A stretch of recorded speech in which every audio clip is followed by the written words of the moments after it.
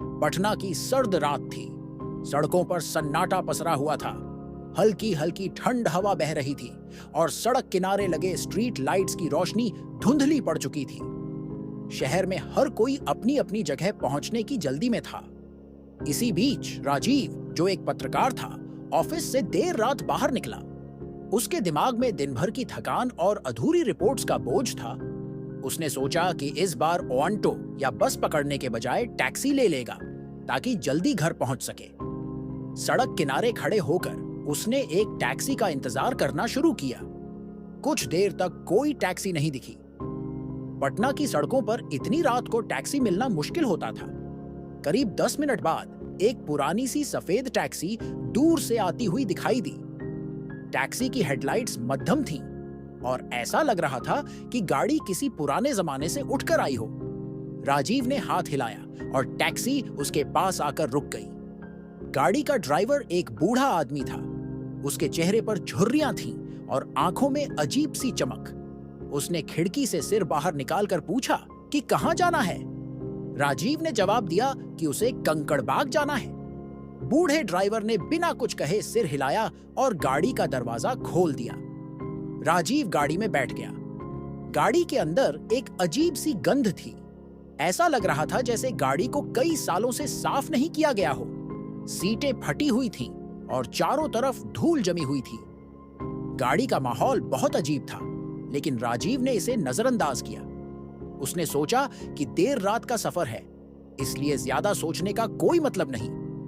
Driver ने गाड़ी चलाई और सड़कों पर सन्नाटा और गहरा हो गया। रास्ते में ड्राइवर ने एक भी शब्द नहीं कहा। गाड़ी की आवाज और सन्नाटे का मेल ऐसा था कि राजीव का दिल थोड़ा बेचैन होने लगा। उसने ड्राइवर से बात करने की कोशिश की। उसने पूछा कि क्या यह टैक्सी हमेशा इस इलाके में चलती है। ड्राइवर ने धीरे से जवाब दिया, हाँ, मैं रात में ही चलता हूं, दिन में आराम करता हूं। उसकी आवाज में अजीब सा कंपन था और यह सुनकर राजीव को थोड़ा असहज महसूस हुआ। गाड़ी अब सुनसान रास्ते पर आ चुकी थी। स्ट्रीट लाइट्स भी खत्म हो चुकी थीं। चारों तरफ सिर्फ अंधेरा और पेड़ों की छायाएं थीं। राजीव ने महसूस किया कि गाड़ी गलत रास्ते पर जा रही है। उसने ड्राइवर से कहा, भाई साहब, यह रास्ता कंकड़बाग का नहीं है, आप कहां ले जा रहे हैं? ड्राइवर ने बिना पीछे देखे जवाब दिया, यह शॉर्टकट है, जल्दी पहुंचा दूंगा। राजीव को थोड़ा अजीब लगा, लेकिन उसने सोचा कि शायद ड्राइवर सही कह रहा है। उसने खिड़की से बाहर देखा। सड़क के किनारे बड़े बड़े पेड़ खड़े थे, जिनकी छायाएं गाड़ी के अंदर तक आ रही थीं। हवा में एक अजीब सा सन्नाटा था। कुछ देर बाद राजीव ने देखा कि गाड़ी का मीटर बहुत तेजी से चल रहा है। उसने घबराकर ड्राइवर से पूछा, भाई, ये मीटर इतना तेज क्यों चल रहा है? गाड़ी की स्पीड तो धीमी है। ड्राइवर ने हंसते हुए कहा, यह मीटर नहीं, तुम्हारा वक्त है जो तेजी से खत्म हो रहा है। राजीव का दिल तेजी से धड़कने लगा। उसने दरवाजा खोलने की कोशिश की, लेकिन दरवाजा अंदर से लॉक हो चुका था। उसने चिल्लाकर ड्राइवर से कहा कि गाड़ी रोक दे, लेकिन ड्राइवर ने उसकी बात को अनसुना कर दिया। गाड़ी अब और भी तेज रफ्तार से चलने लगी। गाड़ी के अंदर अचानक ठंड बढ़ गई। राजीव ने महसूस किया कि सीट के नीचे से ठंडी हवा आ रही है। उसने खिड़की से बाहर झांक कर देखा, लेकिन बाहर सिर्फ अंधेरा था। अचानक खिड़की के बाहर उसे एक अजीब सी आकृति दिखाई दी। वह आकृति गाड़ी के साथ साथ दौड़ रही थी। राजीव ने डर के मारे अपनी आंखें बंद कर लीं। कुछ देर बाद गाड़ी एक पुराने कब्रिस्तान के पास रुकी। ड्राइवर ने बिना पीछे मुड़े कहा, आ जाओ, तुम्हारा स्टेशन आ गया। राजीव ने देखा कि गाड़ी का दरवाजा अपने आप खुल गया। उसने गाड़ी से बाहर निकलने की कोशिश की, लेकिन उसके पैर जैसे जमे हुए थे। ड्राइवर गाड़ी से उतरा और उसकी ओर बढ़ने लगा। उसकी आंखों से खून के आंसू बह रहे थे और उसका चेहरा अब सामान्य नहीं लग रहा था। वह धीरे धीरे बदलने लगा। उसकी आंखें पूरी तरह से काली हो चुकी थीं और उसके हाथ पंजों में बदल गए। राजीव ने डर के मारे दौड़ना शुरू कर दिया। वह कब्रिस्तान के अंदर भागा और एक पुरानी टूटी हुई दीवार के पीछे छिप गया। उसने अपने फोन से मदद मांगने की कोशिश की, लेकिन फोन में कोई सिग्नल नहीं था। उसे हर जगह ड्राइवर की हंसी सुनाई दे रही थी। कुछ देर बाद सब कुछ शांत हो गया। राजीव ने धीरे से दीवार के पीछे से झांका। उसने देखा कि टैक्सी वहीं खड़ी थी, लेकिन ड्राइवर गायब था। उसने जैसे तैसे हिम्मत जुटाई और कब्रिस्तान से बाहर निकलने की कोशिश की। जब वह सड़क पर पहुंचा तो उसने देखा कि एक पुलिस की जीप वहां खड़ी थी। पुलिस वाले ने उसे देखकर पूछा, तुम यहां क्या कर रहे हो? यह इलाका रात में खतरनाक है। राजीव ने सारी बात बताई, लेकिन पुलिस वाले ने उसकी बात को मजाक समझा। राजीव ने जैसे तैसे घर पहुंचने का रास्ता ढूंढा। जब वह अपने घर के पास पहुंचा तो उसने अपनी जेब में एक पुराना टैक्सी का बिल पाया। उस पर लिखा था, यात्रा समाप्त हुई, फिर मिलेंगे।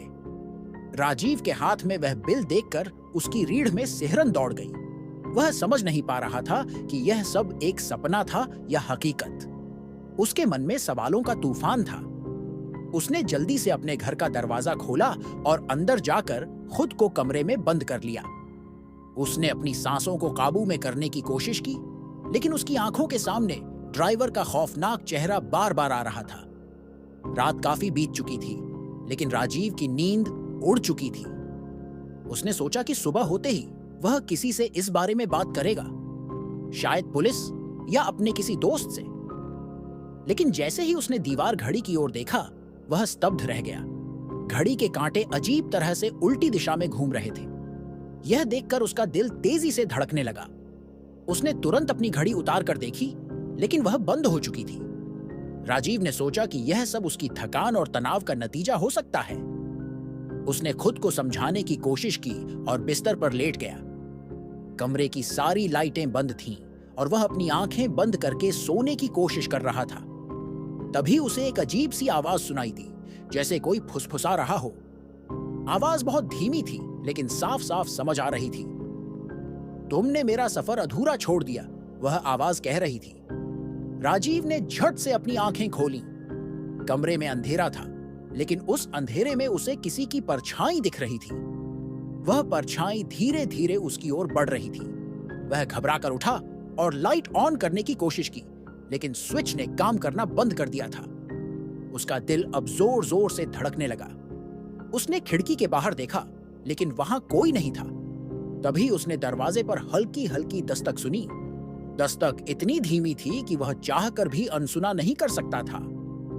उसने धीरे धीरे दरवाजे की ओर कदम बढ़ाए। कौन है? उसने कांपती आवाज में पूछा, लेकिन बाहर से कोई जवाब नहीं आया। दस्तक धीरे धीरे तेज होने लगी। राजीव ने डरते डरते दरवाजा खोला। बाहर कोई नहीं था, लेकिन जमीन पर उसे वही टैक्सी का बिल पड़ा हुआ मिला जो उसने पहले देखा था। इस बार बिल पर खून के धब्बे थे और उस पर लिखा था, यात्रा अधूरी नहीं रहनी चाहिए। राजीव अब पूरी तरह से टूट चुका था। उसने जल्दी से दरवाजा बंद किया और अपने बिस्तर पर जाकर बैठ गया। उसका दिमाग काम नहीं कर रहा था। वह समझ नहीं पा रहा था कि यह सब क्या हो रहा है। तभी उसके फोन की घंटी बजी। फोन स्क्रीन पर कोई नंबर नहीं दिखा रहा था। उसने डरते डरते कॉल उठाया। तुम मुझसे बच नहीं सकते। दूसरी तरफ से वही ड्राइवर की आवाज सुनाई दी। राजीव ने तुरंत फोन फेंक दिया। वह समझ चुका था कि यह कोई सामान्य घटना नहीं है। उसने बुदबुदाते हुए भगवान का नाम लिया और रोने लगा। वह रात उसके लिए किसी भयानक सपने से कम नहीं थी। सुबह होते ही राजीव ने तय किया कि वह इस घटना की तह तक जाएगा। उसने अपने एक दोस्त विक्रम को बुलाया। विक्रम एक इतिहासकार था और पुरानी कहानियों और रहस्यमयी घटनाओं में काफी रुचि रखता था। राजीव ने उसे पूरी घटना बताई। विक्रम ने गंभीरता से सारी बातें सुनी और कहा, यह किसी आत्मा का काम लग रहा है।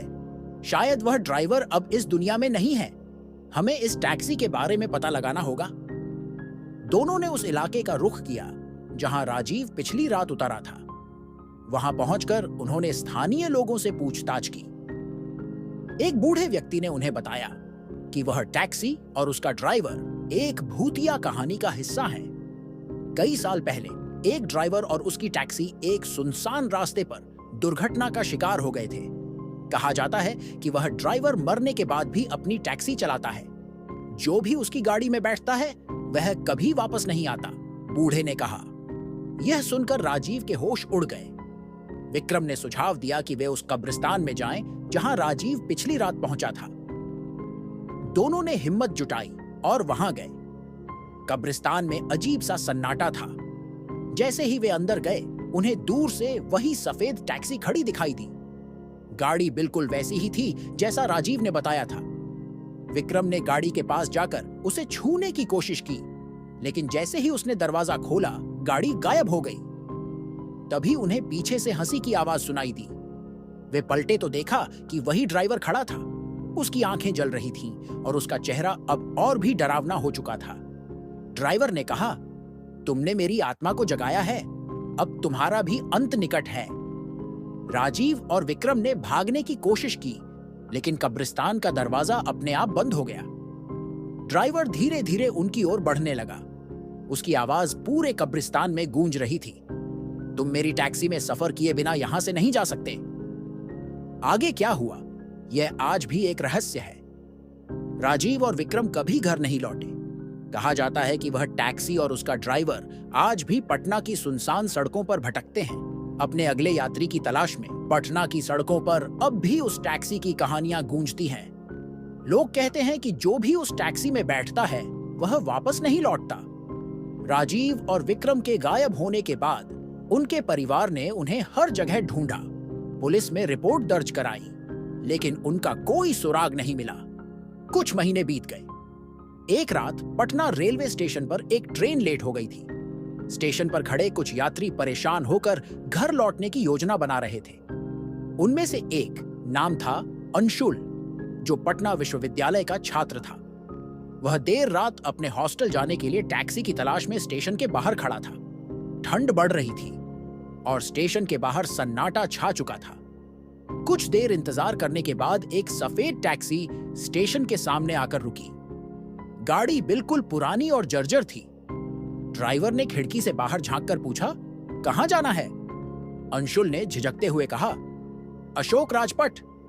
ड्राइवर ने बिना कुछ बोले गाड़ी का दरवाजा खोल दिया। अंशुल ने अंदर झांककर देखा, गाड़ी की सीटें फटी हुई थीं और अंदर से एक अजीब सी ठंडी हवा महसूस हो रही थी। वह थोड़ा असहज हुआ, लेकिन देर रात कोई और साधन न होने के कारण उसने गाड़ी में बैठने का फैसला किया। गाड़ी चलने लगी। अंशुल ने सोचा कि वह ड्राइवर से थोड़ी बातचीत करेगा ताकि समय जल्दी कटे।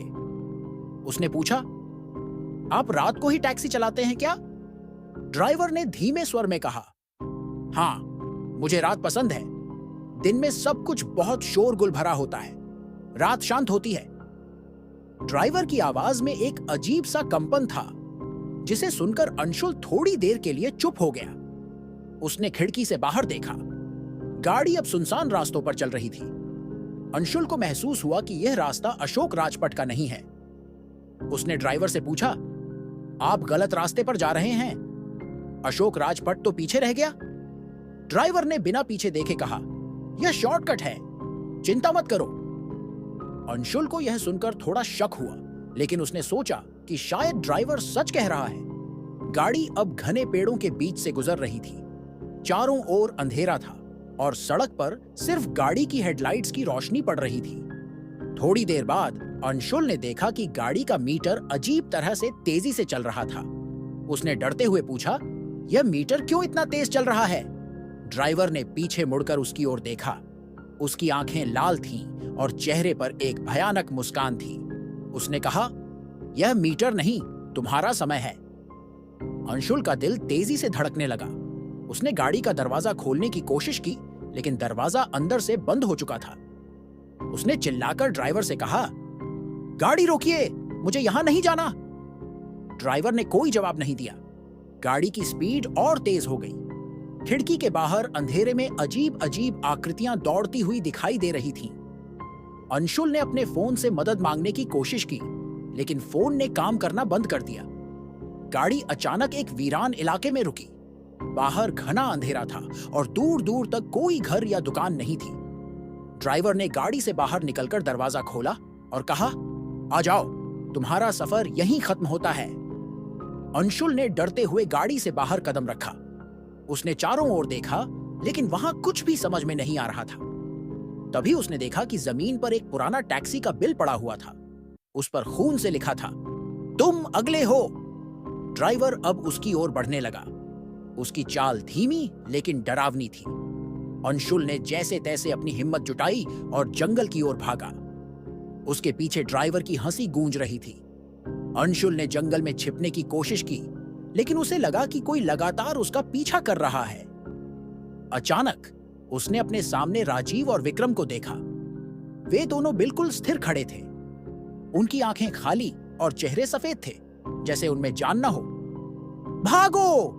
राजीव ने धीरे से कहा। अंशुल ने उनकी बात सुनी और भागना शुरू किया, लेकिन हर दिशा में उसे वही टैक्सी दिखाई दे रही थी। टैक्सी का हॉर्न गूंज रहा था और उसके अंदर से ड्राइवर की आवाज सुनाई दे रही थी, तुम मुझसे बच नहीं सकते, यह टैक्सी तुम्हारी किस्मत है। अंशुल को उस रात क्या हुआ, यह कोई नहीं जानता। वह भी कभी वापस नहीं लौटा। पटना में यह कहानी और मशहूर हो गई है। लोग कहते हैं, रात में पटना की सड़कों पर सफेद टैक्सी दिखे तो उससे बचे, क्योंकि वह टैक्सी ऐसी यात्रा पर ले जाएगी जहां से वापसी मुमकिन नहीं। अगर ये वीडियो अच्छा लगा हो तो लाइक करें, अपने दोस्तों के साथ शेयर करें और ऐसे ही वीडियो के लिए चैनल को सब्सक्राइब करें। धन्यवाद।